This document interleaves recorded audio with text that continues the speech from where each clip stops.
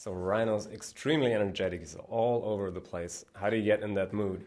Well, I guess I've been told it comes to me naturally, but I think, I'm one of those rare people who's actually getting to kind of live his dream. I've always loved Disney, loved animation, and to work at a studio as a story artist, getting to figure out what happens in these animated films is just it's too much that I could actually hope for, and yet it's happened. And then to find out that I'm going to be a voice of, luckily a really well-written, funny character like Rhino in a Disney film for all time, well, it would be difficult not to be excited about something like that. So what's the deal with the plastic ball?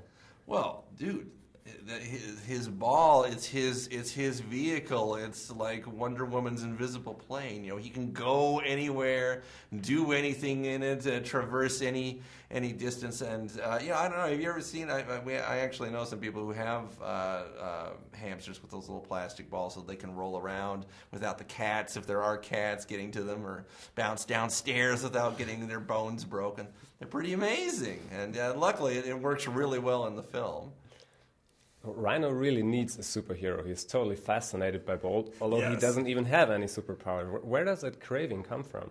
Well, Rhino loves television. He watches TV all the time, and it turns out that Bolt is his favorite show that he watches more than any other. Rhino doesn't quite understand that television isn't real, and I think, although it's played to kind of, hopefully a funny extreme in the film, I think there's a lot of people in the world who are really into their TV shows or their magazines or their movies, and maybe they don't quite think about how the people that are in those things, they're not really the way they are in the film. They really can't do all those things. They really don't have those personalities or problems or whatever as they're being depicted. I think especially as Americans, we're kind of so into the media and our media stars, we forget that they have real lives that may have nothing to do with what we're seeing. And hopefully in this case it's funny, that Rhino thinks that Bolt can shoot lasers out of his eyes and blast through walls and super bark people into the stratosphere.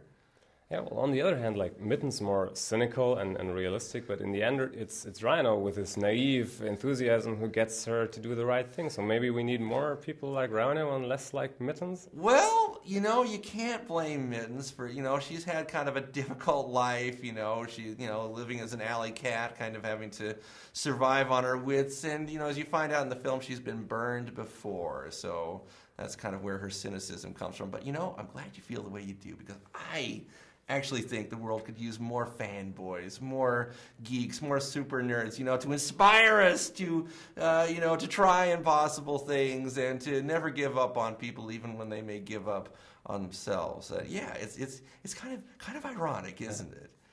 Well, I think had the word existed, probably Walt Disney himself would have been dubbed a geek. So, what do you think he would say about Bolt? I think he would really enjoy it. I really feel that Bolt has all the classic elements that Disney strived for. Great, believable characters that you're entertained by, but that you care about and you worry about them. A great world that is beautiful and you believe in. You want to spend time there, and funny stuff, dramatic stuff, touching, even sad stuff at times, and just a story that really involves you and that you keep thinking about when the movie's over.